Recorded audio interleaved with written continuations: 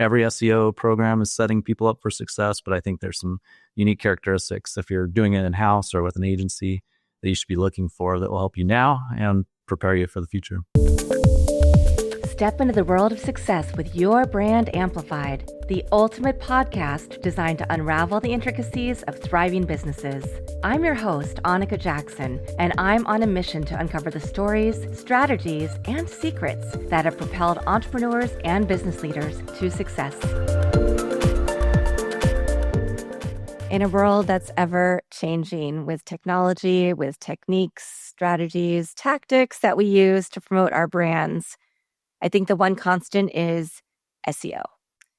And so, Bryan, I'm really excited to have you on the show. My guest today is Bryan Phelps, founder and CEO of Big Leap, your digital marketing agency.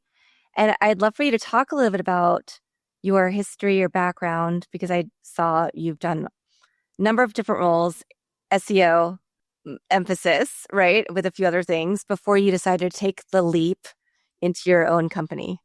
Yeah, for sure. So yeah, Annika, thanks for having me on the show, and yeah, excited to talk about that. So I got started in SEO and digital marketing. I was in college at the time, but they weren't really teaching anything about digital marketing back then. It was probably about 2004 or 5.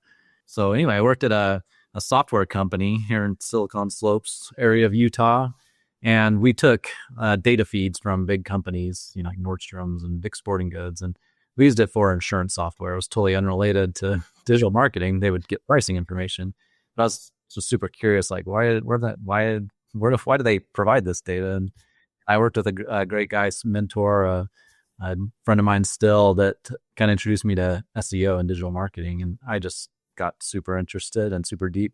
They had published books back then that we'd read about it, blogs.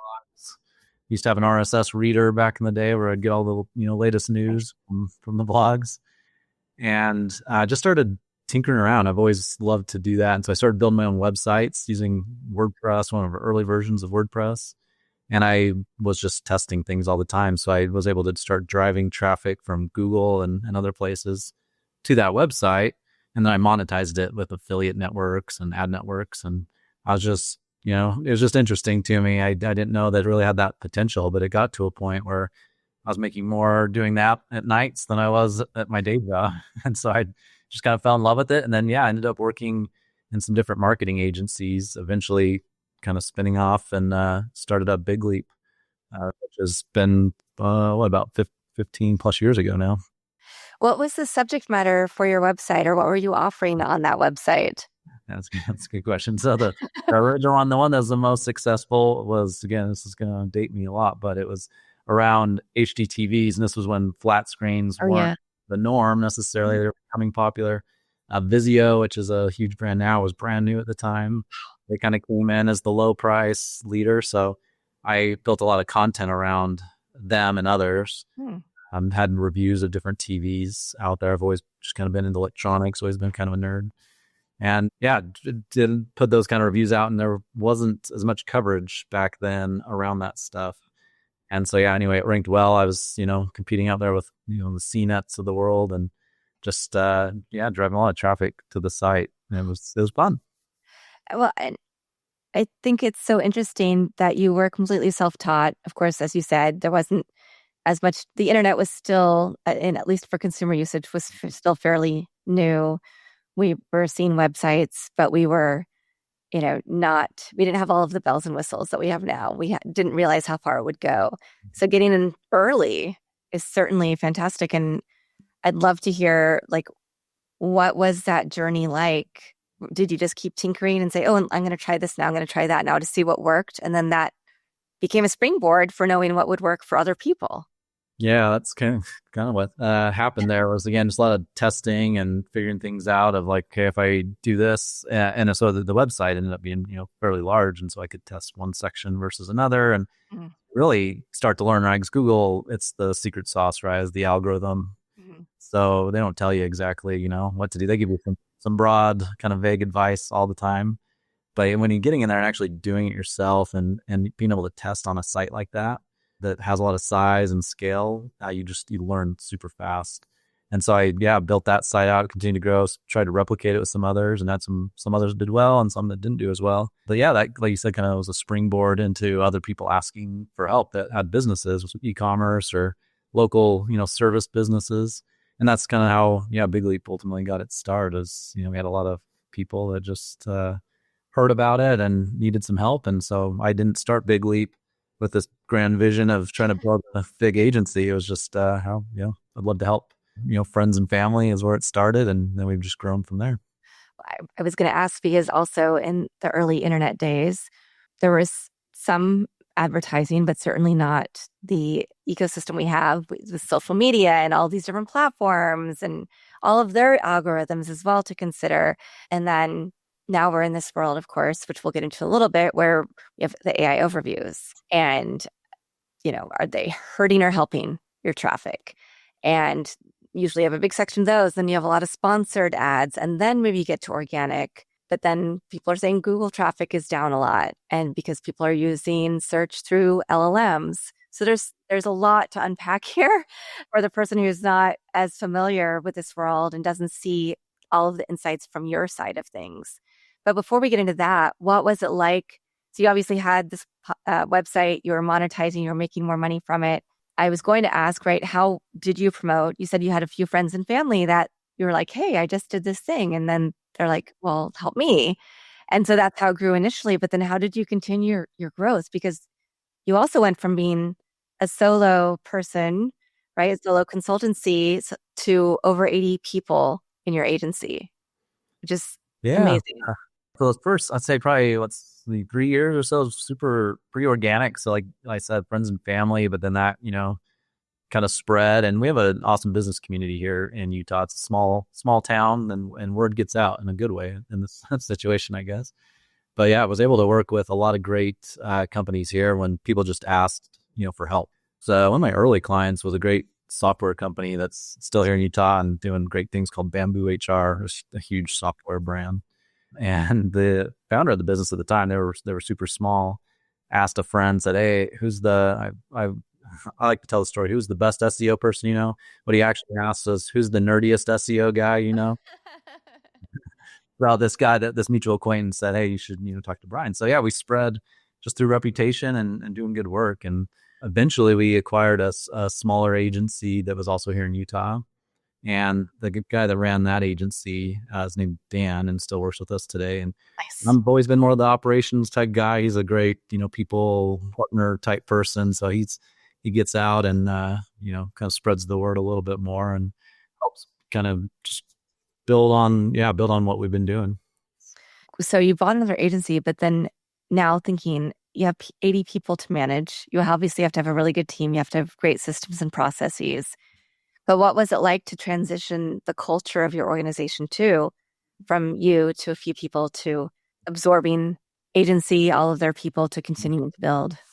Yeah, that's a great question. It's good. The great part is we've had our leadership team. I think there's 7 of us, and we've all been here. The youngest is probably 5+ years, and so we retain people pretty well. And so that culture, I feel like, really spreads productively in a good way. We don't have a lot of these like starts and stops with, high turnover and people coming and going a ton. And so that's helped us just kind of transition as an agency. It's kind of the typical model a little bit, right? You start as the guy doing all the work, and then you hire someone, and then, you develop these layers. But the very first person I hired, his name's Tyler Brown, still with us today. He's our head of SEO. But again, most of our leadership team has been here, like I said, at least 5 years, most longer than that. And so that's just helped kind of maintain, that our core values, kind of our root, our why, and we're able to kind of spread that, because of some good employee retention that we have. Yeah. And what about the shift, if there has been one, in the kind of clients you serve? Because I'm sure your friends and family had varied businesses, and it can take a while to find your sweet spot. Yeah, for sure. And, there's a lot of different theories, I guess, as an agency on specialization. And I'd say our specialization in the early days was heavy in SEO. That was my background. SEO's, changed pretty dramatically and what it means and how you do it. But just the marketing world's changed. So we've expanded a lot from a service perspective. We course, do paid search and social and expanding a little bit more right now with, digital PR and different things that all kind of live in that SEO and digital marketing ecosystem. But yeah, our clients have changed a lot over the years. Again, we were fortunate to kind of be born and raised here in this kind of Utah tech scene. So a lot of our early clients were these great tech companies, like I mentioned Bamboo HR and Pluralsight and Domo and Workfront, which was acquired by Adobe. A lot of great brands. But then, yeah, we've continued to grow and expand. We work with some big, Fortune 500 type businesses like Avis Car Rental and VisionWorks and some cool brands. And it's, again, for us, we're not the flashiest agency. We don't have like a big outbound team that's, knocking on doors all the time. Primarily comes from recommendations of who we work with and kind of spreads through their networks too. Yeah, well, that's the ultimate, right? Personal recommendations, professional recommendations, speaks very highly of the work that you do.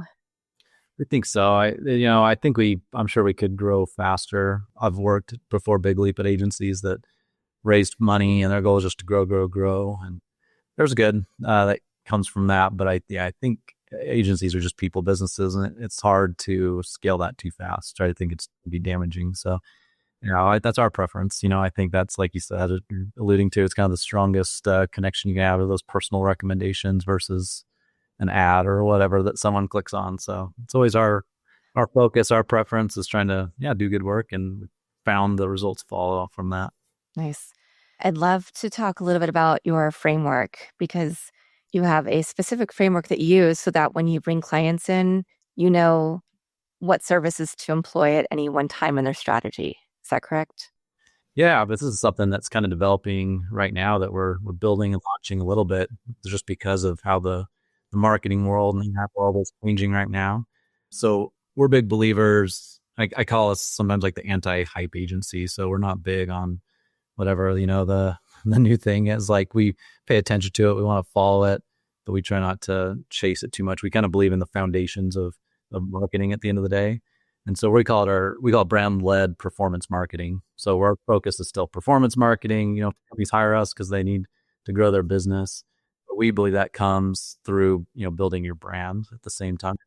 And that survives, whether it's SEO or Google Ads or AI or influencers or whatever. Like, we'll still utilize those channels, of course, but you're just not kind of all in on that one thing, right? And so we can kind of adapt as we go. So yeah, we go through our brand-led performance blueprint is what we call it. That's, again, we're really just in the middle of developing and launching, but we go through those aspects of what's your market, who's your audience, and really trying to define that. That's a big shift for us in the last few years in terms of SEO. With less keyword focus, a little bit more focus on the audience and what they need. The messaging, so how are we communicating, of course, those audiences? And we take an angle of, we want to understand our clients' kind of unique viewpoint of their industry or of their world, and really let them be themselves, let them be genuine. And we find people, really align, to that or recognize that. And then the media mix. So if we understand, who your audience is, what your message is, that starts to inform us on how do we get that message out there? Where do those people spend time online? Where are they influenced online? Right. And from there, we can kind of create that plan to move forward. Yeah. I like the fact that you are very methodical, and that you bring that, you have a very calm presence that I'm sure is very reassuring. Like you said, you don't have to be the flashy, splashy firm. As long as you're delivering what you say you're going to deliver and beyond, I'm sure, and you're consistently showing results for your clients, then that's what gives you the good word of mouth, has clients continue with you for years and years, and helps you have the time and space, I imagine, to also stay ahead of the what next, and understanding what's a trend and that's going to be a flash in the pan, right? TikTok trends, things like that companies sometimes think they need to jump on, versus strategy that will last. Right. Yeah. And I'd say who we are, kind of our core, our company purpose is building exceptional and sustainable success for our clients and our team members. And so in a world like you've said, SEO is changing a lot. There's a lot of AI, search and things like that happening, kind of regardless of the channels that come and go. That's our goal. And so that will change over time in terms of a channel, like you said, whether it's TikTok or something else. We want to be able to to change and adapt and grow with that. And that's where, again, there's kind of that foundation that we talk about of your brand. Warren Buffett's talked about that as being like the biggest moat, that he looks for. And when he's looking at acquisitions. So if a strong brand's hard to put a dollar amount, it's hard to really measure, but what a big differentiator, between one company and the next when you talk about how, these shifts, right? There's companies that have been built on SEO and driving traffic. My affiliate sites were too back in the day. Or if Google dropped those sites, would have tanked because that was the bulk of the business really. So we're trying to help our clients build something sustainable, something that is multi-channel, multifaceted, and can kind of survive the ups and downs of kind of the crazy world that we live in. Yeah. Well, let's talk about SEO as it relates, with AI, because we have the AI overviews, as we mentioned. We have, of course, advertised organizations that may show up, many, many, many of them now before you. We've heard Google traffic is down 35% because so many people are moving search to asking ChatGPT, Claude, Grok, Perplexity, your favorite, insert your favorite LLM of choice for advice instead. So what are some techniques that you use and that businesses can use to combat that and to make sure that they're not just jumping into one thing because, oh, that's the new thing that we're being told we need to do?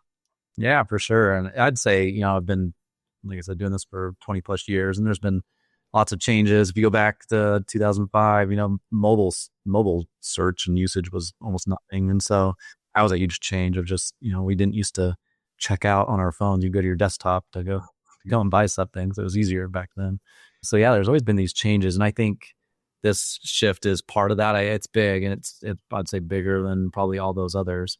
Right now, Google, they put out a statement just probably 2 days ago claiming that search is still growing, clicks are still growing, but I just haven't really seen any data to support that. I'm sure a lot behind the scenes that, they're trying to navigate there too. And so some things that we have seen some positive trends is just the intent side being a lot better. And so we've actually seen like homepage traffic growing for people that are, doing research on any AI platform or Google and looking for brands.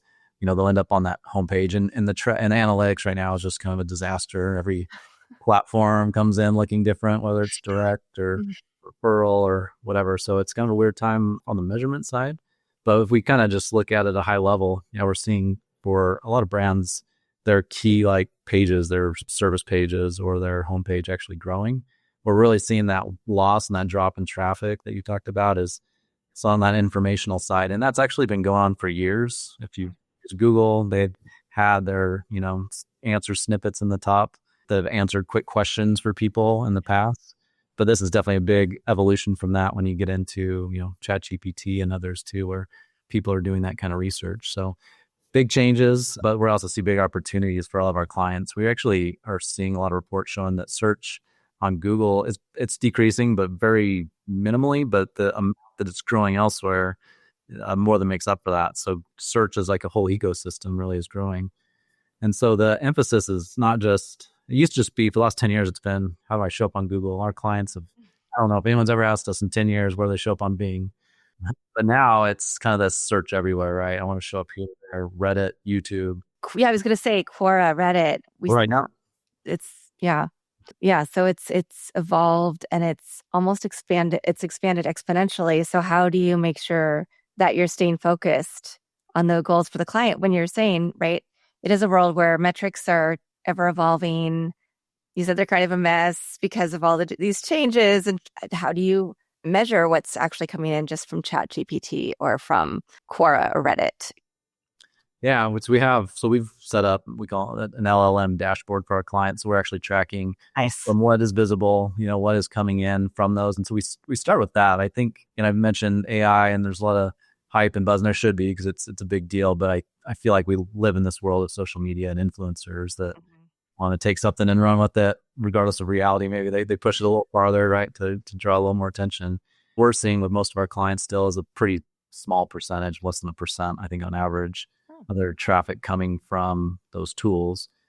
But there's this piece that's just not showing up, right? Where did they used to get traffic that now it's just being answered and there's no click happening. Interesting. So there's a term I think Rand Fishkin created called zero click marketing, essentially.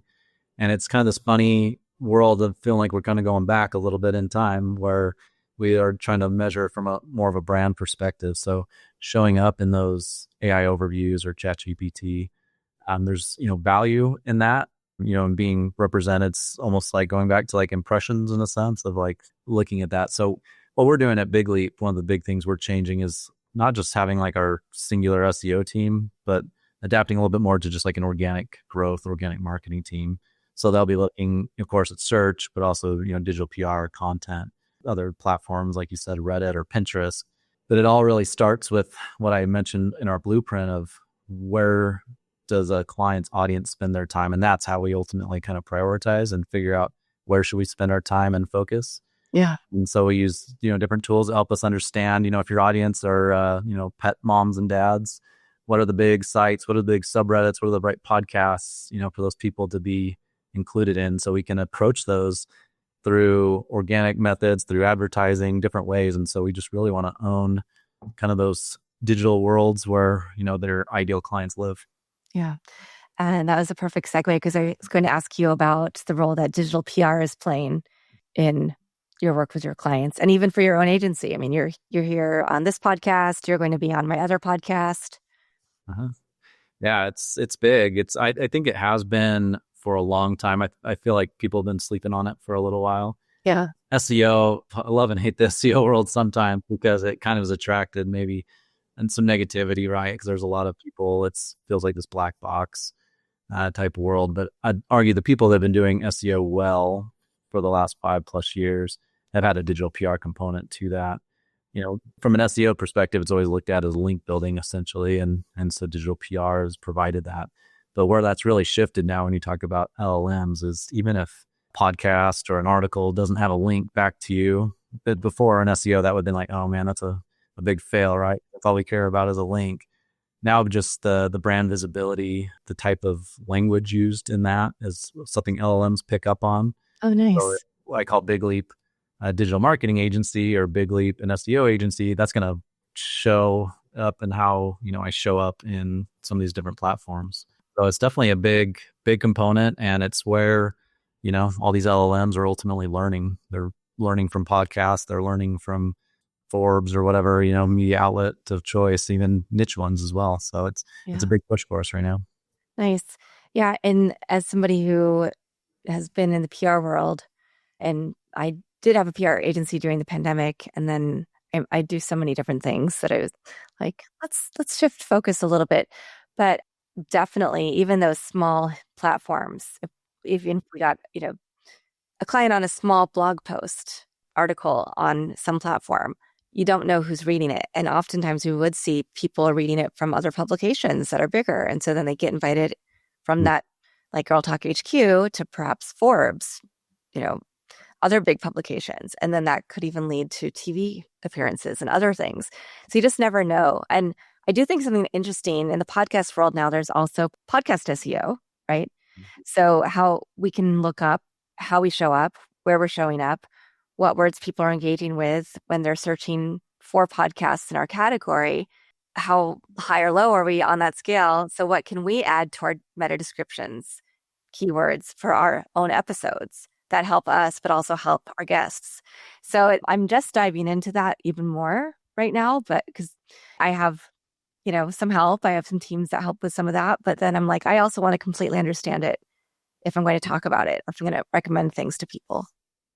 Yeah, and that's, I think, goes back a little to what we're saying in terms of just search everywhere. People trying to kind of rename SEO, search everywhere. And so, yeah, you said it could be in the different, podcast platforms, App Store optimization's been a thing for a long time. And so it's kind of expanded our role in a lot of ways of, at the end of the day, whether, let's say Google just dropped, 10% every year for the next few years, like which could be a possibility. I personally don't think it'll necessarily be that. People are still looking for information online. They're researching products. They're researching brands. So that's how we look at it, is regardless of the platform, how do we help our clients be visible where their customers are looking for information? Yeah. I want to talk a little bit about the human aspect because you do have a large team, and we hear different sources say different things about AI is going to, first it's you'll still have a job as long as you know how to use AI tools. Then we also hear, oh no, AI is going to replace people completely in certain job sectors and titles. And then now I saw something, Microsoft did a survey and looked through their Copilot and said, actually, the humans have one goal and they use Gen AI in a very specific way to help with that, a task towards that goal, but it's not taking over. So it seems like that's also a moving target of what mix do we need of human-centeredness versus having tools help take over tasks or even full jobs for us. So I'd love to hear your perspective on that. Yeah, that's a big topic. So we actually we published the goal years ago, actually. It's probably been, I don't want to misspeak there, but maybe a year, at least a year, maybe two ago, about our AI policy, which is on our website, which has helped us, like you mentioned, with our team. It's a big team, and you've got people all over that spectrum of, oh, I want to automate everything and write content, do video, do everything. And some people that are pretty resistant maybe to it because there are some issues and some flaws, you know, in that world. So that policy has really helped us be clear with our team and with our clients on how we view, you know, AI and how we use it. So we talk a lot about it being, you know, that value adding piece, but still being human driven at the end of the day, and humans still taking responsibility for what kind of comes out of that. There's a lot of things changing right now with policy in terms of disclosure around AI. Search, you know, people have kind of went crazy really early on and just, you know, creating tons of content automatically, and sometimes it's worked and then it's kind of tanked. So it's one of those things that's changing a ton. And so it's probably no surprise based on our conversation. Our approach has been a little more cautious. We want to use it. We want to use it the right ways, but going back to that sustainability, we want to build something that's going to last ultimately. And so we feel like there's definitely uses for us with AI now in terms of accomplishing tasks quicker, but it's for us right now not replacing people or leading out, you know, from a real strategic perspective. Yeah. Let's talk about it a little deeper then. I'd love to talk because obviously the White House just released their AI action plan and wants to sell the American AI tech stack to other countries. But we also know we are United States, right? So even when we go back to consumer privacy, it's state by state. And I live in California, so we know CPRA is a little more akin to GDPR than other states' policies. But other countries have much stricter policies where, okay, if you're in Brazil, there are certain things that Meta can't do or show that they can in the United States. Or maybe people can opt out of having all of their information training, you know, Meta's AI or not. And now we have this other layer of LLMs and chat and AI, and which, you know, how do we navigate this world and what are the policies? And again, there's a lot of state policies, and the federal one has a few things, but I don't know if it's as detailed as we need to make sure that we are moving like in a slow, methodical way that tests things out, that makes sense, that brings people along, and makes sure that we truly are using it, you know, with intention instead of just willy-nilly. So I'd love to hear a little bit about your thoughts. Yeah, it's, you know, like you said, I think we've seen California, and I think Utah is one of the few states too that's putting forth some information about that and some policy. And so, yeah, I think it is a tricky balance. Like I don't know which way I fall on that, because there's this aspect of innovation. You don't want to overly throttle that, and you don't want to fall behind on things like that. But this is just such a different world than cloud computing or mobile, whatever. Like those all have their things too. But when you get into the AI world, like just the things that you already hear and see about, from the copycat video kind of stuff and audio. I've had neighbors get, you know, scammed. It's like their grandma's call them saying, come bail me out. And it's her voice, or her kid's voice. So it's just so much more dangerous, I think, that, yeah, I think we do need more of that, some guardrails ultimately for people, for companies. The challenge obviously is always, you know, there are companies that, you know, can do those things, but it's such a interesting tool, right? You can have one guy in his basement build a $1 billion company. That's the speculation, right? They'll be able to do that. So it's hard to, of course, just completely regulate it either. So I'm interested to see how, the states continue to push that. And I think what we saw with some of the privacy things is the EU led on that, and California kind of led on that. A lot of companies felt like, hey, it's just let's take that common denominator, right, and apply that, even if other states maybe don't require us at that level to restrict as much too. So I think maybe we'll end up seeing some of that. Okay, that's fair, and I appreciate that. And I agree. Let's err on the side of caution and who has the strictest standards, because also you do have customers in those areas, or who are from those areas. You need to adhere. And I think a lot of people forget that in the mix too. So yeah. Yeah, it'd be interesting. I think I've seen some studies and reports that talk about people's initial right now reaction to anything like AI generated. So I've not just content, I guess like products as well. And there's a lot of people again resistant to it. They say actually that's not a sales pitch for them. They would actually prefer something not created and written by AI. Obviously, that'll change over time. People's comfort levels will change if AI can improve. That customer service experience where you don't have to sit on hold as much. People will start to kind of come around to that. But I hope, I guess, from my perspective, that AI, can take over some of those things. And if you go way back in time, you talk about like farming and how machinery changed that, and how the internet changed jobs. I think there'll be more of that too, right? There'll be some job categories that change and maybe become less necessary. But I also think it's going to just create a lot of opportunity and jobs for people too. So I hope it allows us to do more of what we're good at, what we like doing, some of that other stuff, offer. Fantastic. I don't know if this is going to be an easy question because there is so much change going on right now, but where do you see Big Leap going next? Do you see yourself adding more growth areas, holding steady, and just helping people navigate this in-between time where we're in the midst of a new tech revolution? Yeah, for us, it's kind of living through what we've talked about. We're adapting ourselves from our own marketing perspective. And so it comes back to that Big Leap's purpose. Our purpose doesn't talk about SEO or AI or whatever. It's about creating sustainable and exceptional results for our clients and team members. And so for us, that is adapting our marketing approach right now to kind of look at things a little bit more holistically. And it's an uphill battle. We've lived in a world where the expectation has been that you can track every person, every click, every dollar spent. I think that's changing a little bit. I think it has for a long time with privacy changes and iOS changes, but I think it's marketing is going to come back more on the art than the science side a little bit.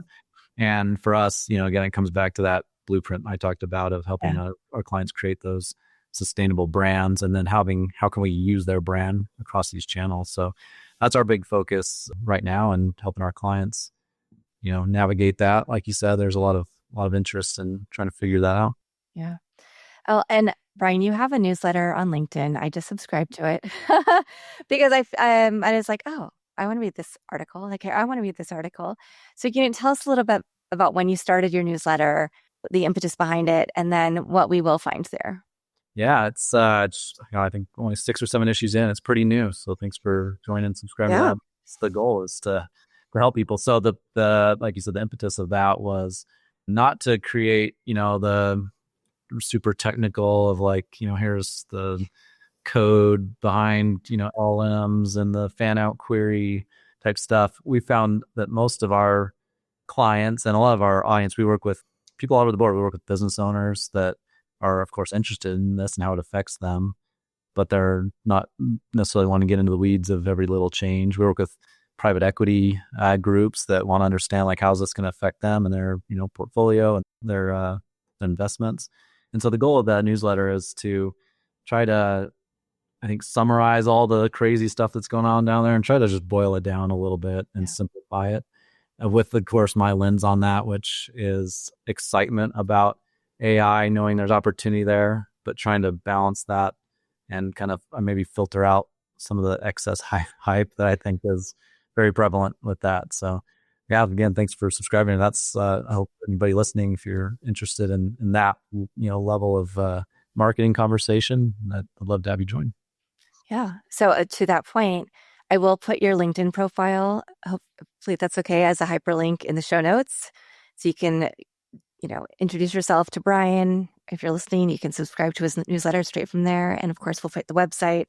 Is there any last piece of advice that you'd like to leave with the audience if they're also confused about like, where do we go? Where do we start? Do we move? Do we get off Google, or do you still care about Google? Do we need to move more to these alternate platforms? Yeah, I think for us that when we have clients that will pop up with those questions, or we're trying to be super proactive and answer those questions. So one of the first things I do, again, if you're just seeing a lot of the, LinkedIn posts and X and whatever, people saying Google's dead, go look in your analytics and see like what's your traffic doing right now. Because the reality is Google's still driving the vast majority of website traffic for most brands.